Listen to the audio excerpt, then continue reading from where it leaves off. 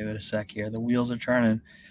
Excellent. Okay. Well, thank you everybody for joining us for another Bicky LinkedIn Live here. Today we're going to do a 15-minute deep dive on AB 1228, 3 months on. And I'm here. It's my pleasure to introduce James McGehee, CFO of a little brand you might have heard of, Dave's Hot Chicken, and partner at Results Thru Strategy, which has been a longtime industry consultant, friend, supporter.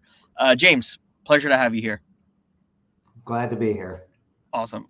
Just by way of intro, please just introduce yourself, introduce the brand, and maybe, for the folks who are tuning in but haven't heard of it before or aren't familiar with the details, maybe give us a high-level overview of AB 1228. What is it? How has it impacted the industry on a broader basis?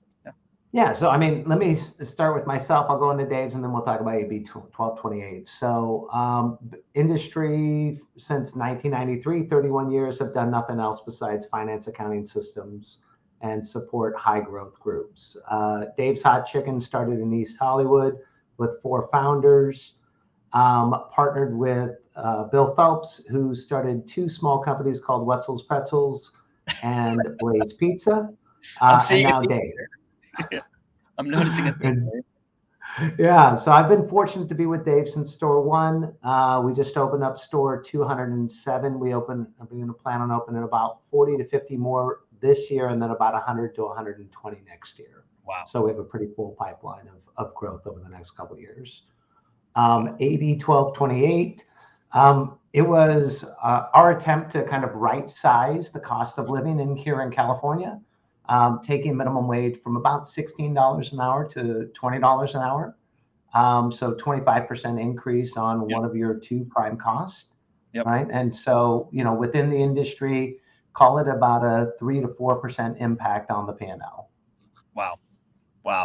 And that just like that, right? Just a sudden jump, basically first week of April, 25% jump. And as you said, like one of the main prime costs and a 3-4% impact on margins pretty much right away. That's exactly right. Just to kind of put it in perspective, Dave's from an average wage perspective went from about $17.80. We were above minimum wage. And now our average wage is around $21.20. So just think around your average employee making a little over $40,000 a year. Yeah, totally. And it's funny, like one of the things I've been following over the last few months is sort of how brands have been talking about California specifically. So you had someone like Kura Sushi, which another, emerging brand, talk about challenges in California.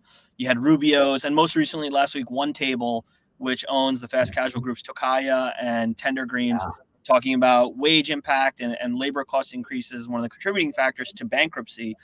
Maybe talk us through the ways in which, at a high level, the industry has been adapting in the early months to this 25% increase in minimum wage. Yeah, look, it actually started last year where people started taking price at a more accelerated rate, right? There's no saving your way to a higher labor efficiency model to make up for all of it. Everybody had to take price. In California, we took price anywhere from, call it 8% on the low to call it 12 to 14% on the high. Yeah. And then how, I guess from a pricing standpoint, how does that fit in the context? So that's a really interesting background. People knew this was coming. They started raising up prices a year in advance. In an industry context, your price increase of 8 to 12%, how is that compared maybe to other brands? I know you've been so for us, we took an 8.5% menu price increase. We actually have a partner of ours, Mike Lukianoff, over at Extra 360 Signal Flare, that helped us do a case study and analyze some of our key competitors. And what we found is that it's not only how much price you take, it's how much you retain. So in the case of Chipotle, as an example, their core menu price items raised anywhere from 10 to 14% over a trailing 12 months, but they only flowed through about 5 to 6% on the average check. At Dave's, we took 8.5%, and we have proven a flow through of about 6.5% of that 8.5%. So it's not how much you increase, it's how much you retain. Right, right. And so from that standpoint, it's like you're raising the cost of the headline item 8%, but then you're seeing average check overall go up only 4 to 5%. And that's the retention piece the flow through and retention piece that you're talking about specifically. Is like what's That's the actual exactly average right. check? Yeah, got it. That's That's great. That's great. absolutely Okay. right. And a goal. Yeah, And please I go ahead. think one of the things that's really important to hear is that, the way we priced that 8.5% wasn't to maintain a certain level of, hey, I want to see my store level cash flow to stay at 18% or 19%. It was Yep. literally to maintain the same level of cash flow dollars. Okay. Okay. Because the one thing I focus on heavily within my role within Dave's is how do I protect the return on invested capital, which in layman's terms is how long does it take me to pay back, my investment? Yeah. So that's what we were there to protect. And so even though there's and this is really interesting in terms of the nuance of the P&L. So even though there may be, I'm not saying this specific to you, but even though there might be a decrease in the margin percentage, the thing that you care about is absolute dollars at least maintaining at a minimum at the store level. That's correct. Right? I mean, at Dave's, I don't mind sharing it with this community. We're very fortunate. Okay, we have an AUV of about $3 million, and we pay our investments back from a franchisee perspective in 2 years. Wow. Okay, which is a spectacular return, which, by the way, is why I'm a franchisee as well. Right. So, right. Have your cake and eat it too, I guess. Yes, absolutely.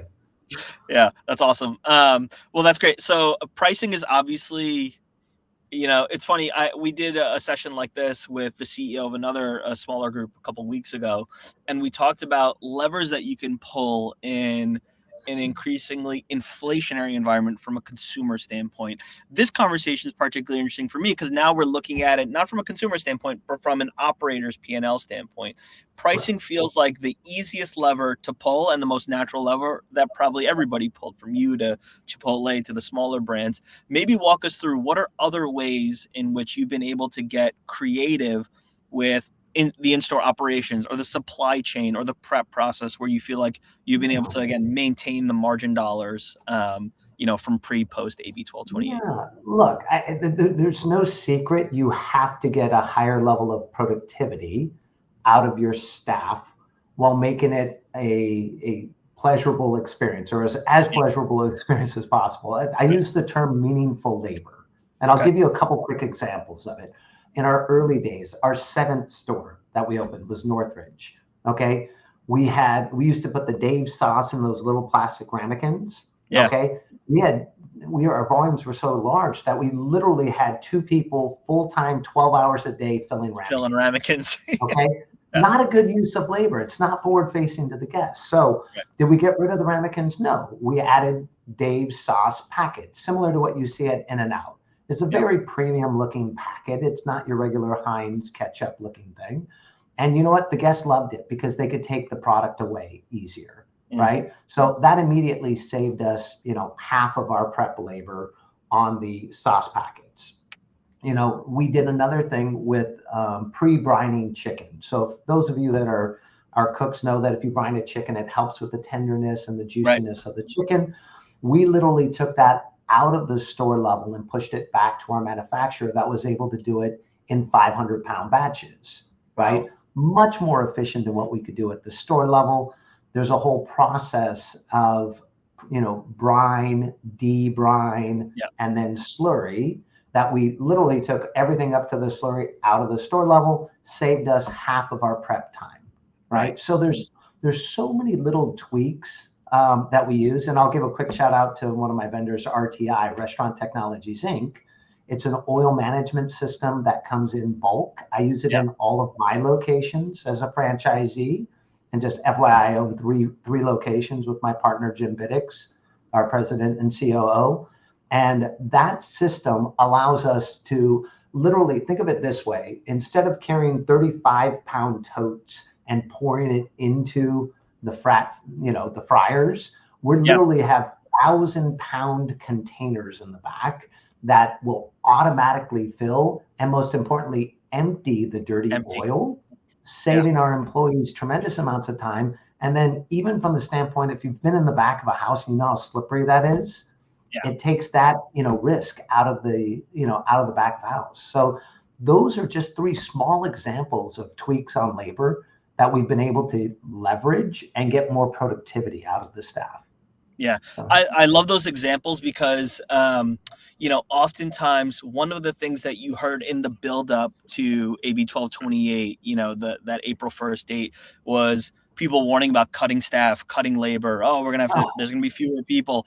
And, of course, the industry's changing. It's not the same. The customer experience is being degraded. And I love those examples of you and the team proactively turning knobs, pulling levers, tweaking the dials to basically make every other part of the business more efficient from a prep standpoint, and without hampering the guest experience. I think like the oil thing that you mentioned is especially top of mind for y'all, because that's literally everything is cooked in that oil. That's the vehicle for the core menu item. It's the worst job in the world. By the way, the worst job in a restaurant is cleaning toilets at the end of a 10-hour shift. Yeah, well, that's fair. That's fair. So, even at home, not even restaurant, even at home. So yeah, it's terrible. So we have a cleaning crew come in. Okay. And we have proven it out that we can close a restaurant down in 45 minutes or less instead of an hour and a half, which thus pays for the cleaning crew. They do a better job. Our employees are happier, and again, none of this is all part of the production system of a restaurant. We never want to change that guest facing interface. Okay. Ever.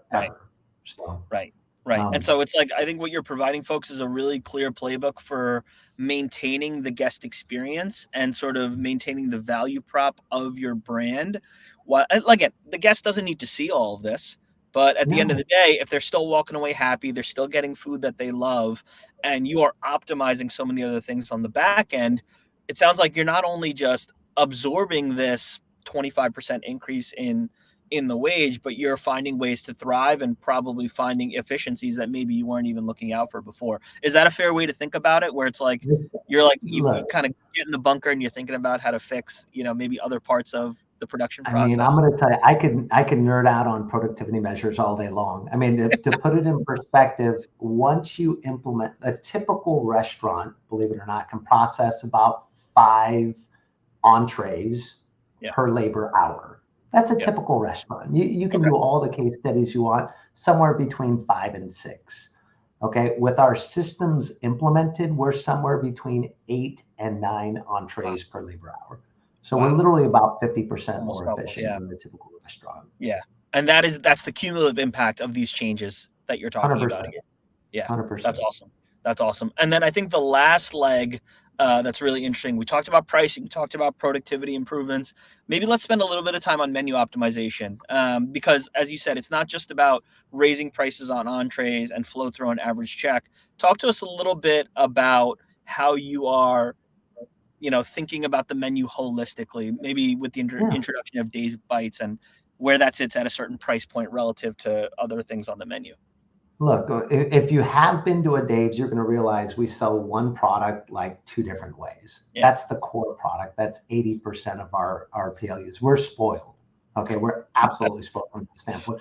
But you have to provide unique offerings to create brand awareness and continued desire to try out the brand. At the beginning of 2024, we introduced Dave's Not Chicken, which was the cauliflower, right? Tremendously successful because of the data that we received from Vicky. We were able to understand the incrementality of those guests as well as the frequency of those guests, which was 2x a normal Dave's guest. Okay. We have Dave's Bites being implemented because guess what? People don't want to have, a quarter pound of chicken to bite into. Some people want bite-sized pieces, right? Again, all part of the existing ecosystem and existing product flow without creating incremental complexity in the back of house.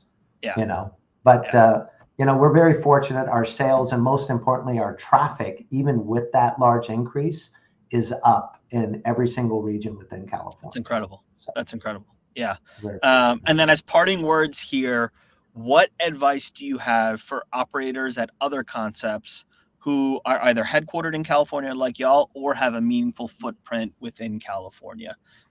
Maybe step back from your Dave's hat and put your RTS hat on and talk to us about someone who maybe has a more complex menu or a different service model? What sort of high-level points of advice would you give to them? Listen, if anybody thinks this is a California issue, it's not.